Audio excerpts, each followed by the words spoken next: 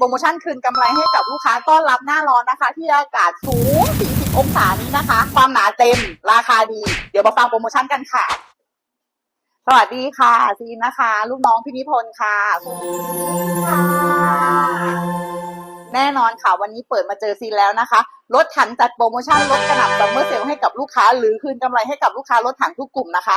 วันนี้หลังคาเหล็กตารถถังความหนาอยู่ที่ 0.47 มิลนะคะ ราคาเพียงเท่าไหร่ดีนะเมตรละ110 บาทเท่านั้นค่ะลูกค้าค่ะอันนี้คือแผ่นหลังคาหนา 0.47 นะคะลูกค้าค่ะ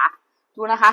มันแข็งมากจริงๆค่ะไม่ว่าลูกค้าจะอยู่หน้างานที่จังหวัดไหนอำเภออะไรนะคะสามารถติดต่อเข้ามาที่รถถังได้ทุกสาขาเลยนะคะโปรโมชั่นนี้นะคะจัดถึงแค่วันที่31 พฤษภาคมนี้เท่านั้นนะคะลูกค้าค่ะหรือจนกว่าสินค้าจะหมดค่ะรีบโทรกันเข้ามาเยอะๆนะคะสินค้าเหลือน้อยมากค่ะลูกค้าค่ะเราอยากคืนกำไรให้กับลูกค้ารถถังจริงๆนะคะรีบโทรกันเข้ามานะ